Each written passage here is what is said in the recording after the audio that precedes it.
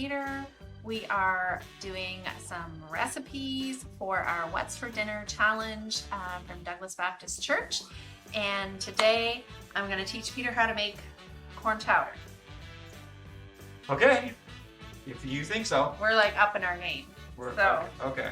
So first off, I'm going to just turn on a burner. I've got a large pot here because we're going to do our whole recipe in here. We don't need to do different parts. It's just going to I'll go in the pot. all go in the pot. Excellent. So we're going to start. There's nothing in the pot yet, There's nothing in the pot. and you just turned it on. I did.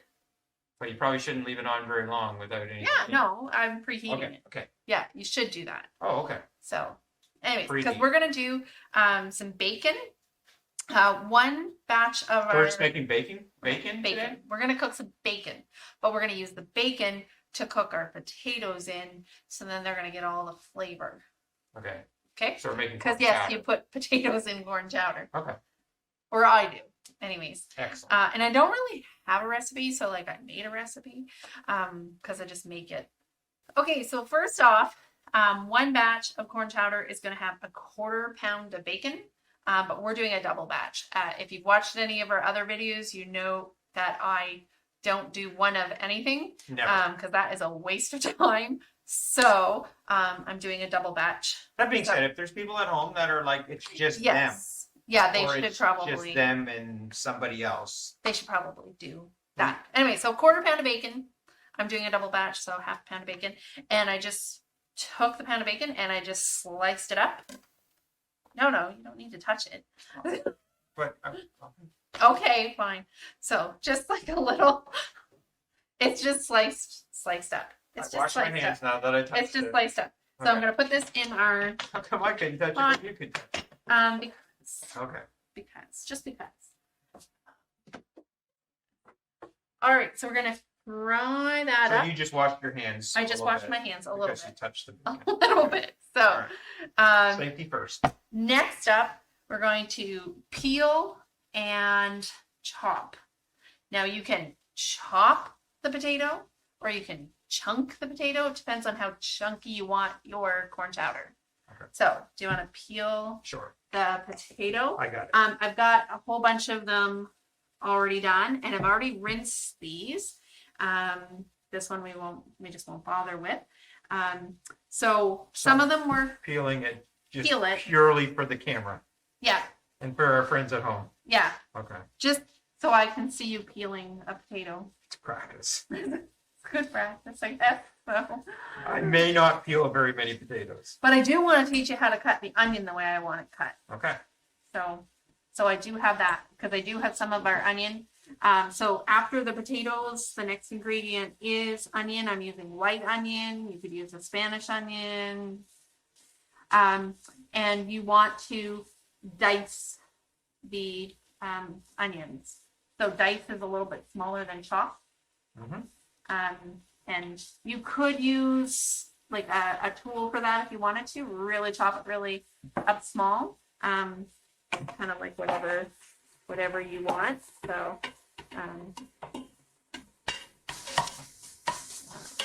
gonna mix up bacon. Mix up the bacon. All right. Did I pass peeling the potato? Yeah, you did. That was good. Okay. That was good. All right. So depending on the size of your potato, you might want to. Anyway, it'll depend on the size of your potato. I'm gonna cut it in fourths. And then I'm going to cut it fourths in half. Mm-hmm. And then I'm going to do fourths of this because that's the size of chunks that I want. A lot of fourths. That's a lot of fourths. That's easier. Like I could do thirds. Mm-hmm. So anyway, Okay. it's just easier that way. So Oh, right. You are using my potato that I peeled. I am. Excellent. I'm going to use your potato. So I've rinsed these and I've drained the water off. I'm not going to add the water until after the water that I need to cook them in until after I've done some of the kind of pre-cooking and within the bacon fat. So onions are next. You're going to want the fan on. Is that fan going to be annoying sound? No, it's just fine. That's our, whatever, that kind of fan. Exhaust fan. Exhaust fan, that's the word. So an onion. So this is one way that I like to cut an onion. I peel it, I cut off the top, and I cut off the bottom, and I cut it in half. And then I kind of use the lines, more or less, to slice. Okay.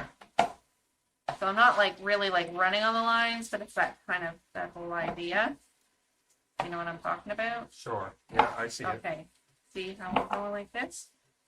Now, normally I do it faster and it stays together better when I'm doing that. So I might do the whole thing and then hold it. I mean, or I'm okay if you just do it. Yeah, I know. Because my eyes might start to leak. And... It probably will. So, lots of steam coming from that. So I'm only going to do half of it, and I'm going to dice it up pretty small.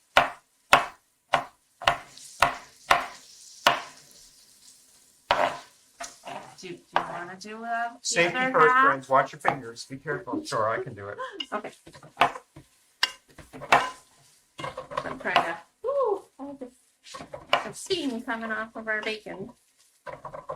I'm just turn that down a tiny bit.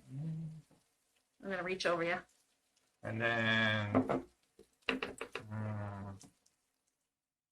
Yeah, and you gotta watch your fingers, but You do have to watch your fingers, kid. you do. Okay. Yeah. Alrighty. So my bacon, I would probably usually make the bacon a little bit more crispy than this. Do you see it? I'd probably make it a little bit more crispy than this, but for the purpose of a video, so it's not too long. Mm-hmm. So I'm going to add the potatoes right into the bacon batch. Right there. And stir it around. I'm trying to make enough, like, for extra, right?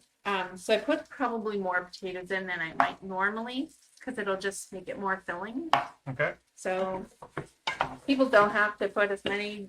This is 4 medium potatoes per batch, so I've got 8 in here. So they're pretty big. So, all right. And while the potatoes are cooking, we can add the onion, but I like to leave the potatoes for a few minutes to cook on their own. But once again, for the purpose of the video, I think we'll just throw the onion in. How long would you leave them normally? I'd normally leave them about 5 minutes. Oh, okay. To kind of cook on their own, but we don't really have 5 sure. minutes. No. Okay, so then the onion. I don't know. How many? So that was That's one whole onion? Yeah, 1 medium onion would be good for 1 batch. This is a large onion because we're doing like a double batch. Okay. So, and it is quite a lot of onion. So if you don't like onion, go with less. Chop it smaller. I don't know what would happen if you omitted the onion altogether. Wow. Well, you wouldn't have onion in it. That's what would happen. I know, but I don't know what it would taste like. That would I don't know. That just seems strange to me to not have onion in this. But I did read some recipes online that had like some other herbs in it. I think the best part of this recipe is that you started with bacon, and so the whole kitchen smells like bacon the whole time. It does. Yes. It does. Bacon is the way to go. Bacon is good. Bacon is the way to go. So, alrighty. So we are going to use both whole corn and cream corn. Okay. No, not everybody does that, but I think, I don't know, once upon a time, maybe my mother told me to do that or something. So I've got 1 can of whole corn open. The other can is here, so if you want to open that up, we're just going to drain the liquid off of it. I actually often use frozen corn, but we really like to eat frozen corn as a side. And so I didn't want to take that out of the freezer today. So we're using canned corn instead. So drain this. Drain that, and I've got it actually in. You can drain it right in here. So I've got you can just pour it into that. Like you can actually just dump that. Oh, just open it and dump it. There you go. simple way to drain. Simple way to drain it. So while we're waiting for this to get ready to add the water to it, we can open up the cream corn as well. Let's How much corn? Did you say that yet? Oh, it depends how much corn you want. So 1 to 2 cups. So this is not one of those precise. It's not, like I said, I didn't even have a recipe. I had to like write down a recipe so I could like tell people. But if you ever wanted me to make it. Yeah, we needed a recipe. So, 1 to 2 cups Can I of just dump that in corn. there too? No, Oh, don't okay, put that okay. in there. So, no, don't do that. But you can open up the second one too, because we're making a double batch. So 1 to 2 cups of whole corn. That would be corn niblets for each batch. Just depends how much corn you want and how much you want in it, right? I mean, it's corn chowder, so you want to have a fair amount of corn, I would say. Anyways, alrighty, so I've got the onion and the potatoes and the bacon in there, and I'm going to add water so that the potatoes can start to cook, because you want them to get kind of a little mushy before you do anything else. I am adding today, just because I decided to, I'm adding 3 cups of water. Sometimes I might add 4 cups, but I like it a little thicker.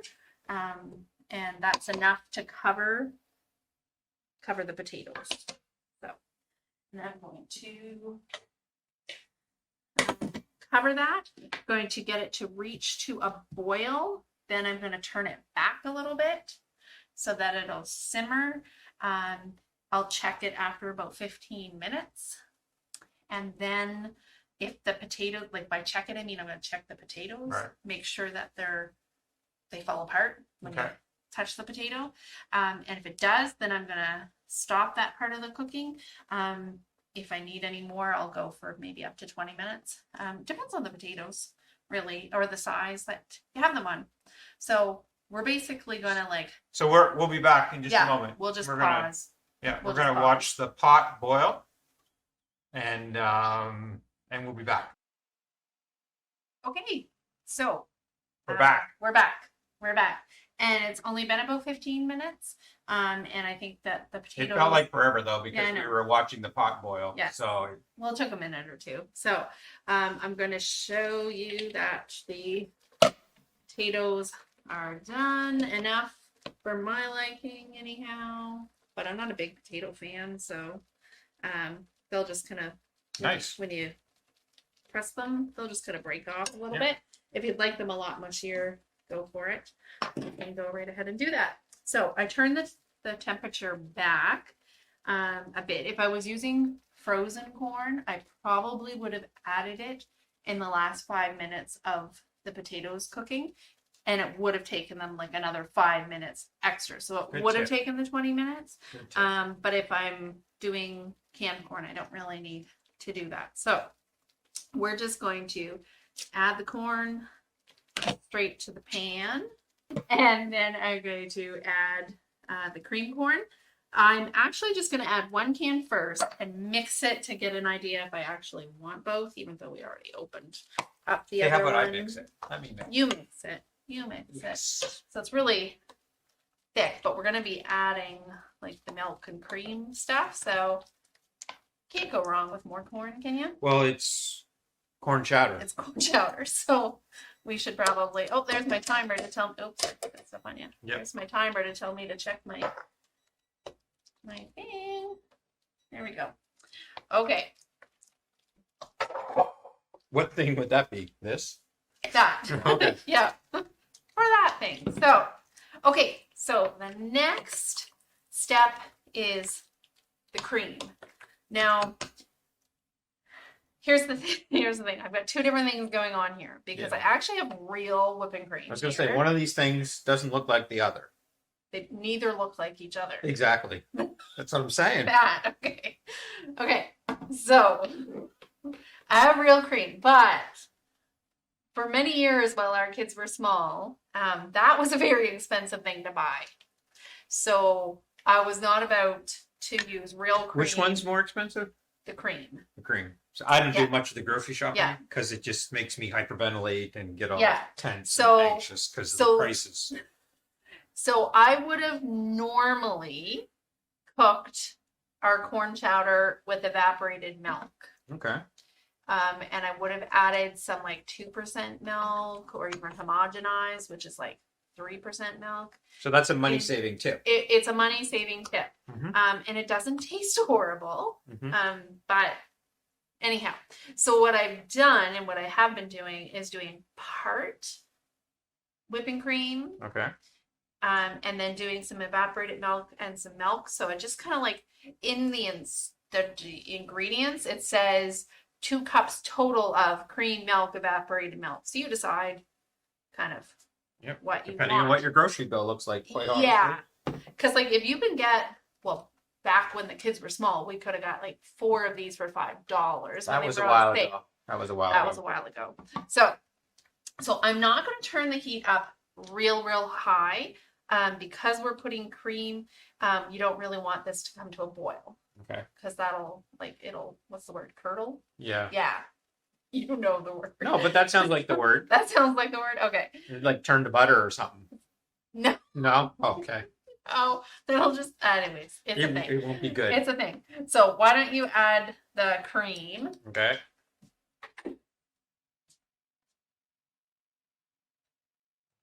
And give that a mix. So yeah, I just had this out just to show you what I did, what I used to do quite a bit.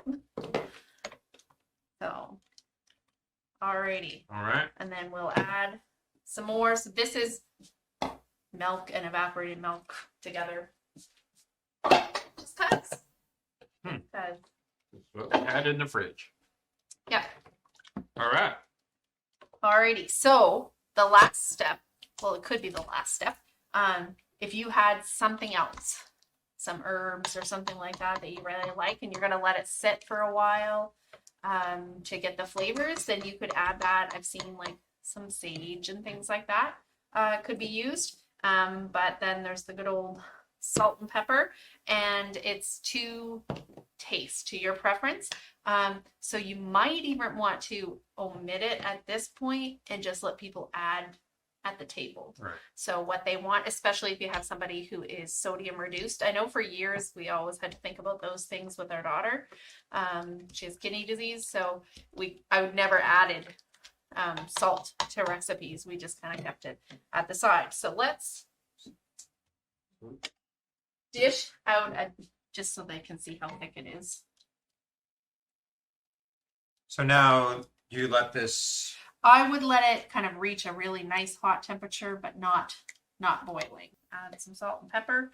I don't think you can go wrong with pepper. I would just add pepper to it anyways. But Yeah.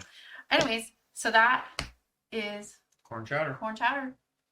A great meal for winter. I mean, Yeah. any time of year, but Yeah. especially this time of year. Yeah, and fall. Yeah. And fall. And just another way to feed lots of people, because like that would feed a whole lot of people. And I'll dish that up because we don't have that many people living in the house anymore.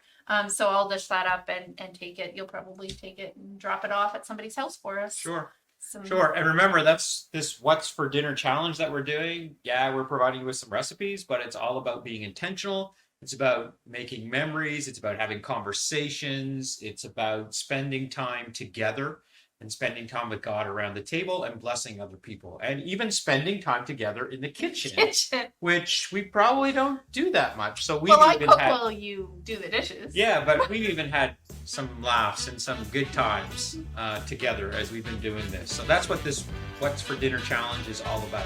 Yes, it's about some good food, but it's also about being together, spending some time together, being intentional, blessing one another.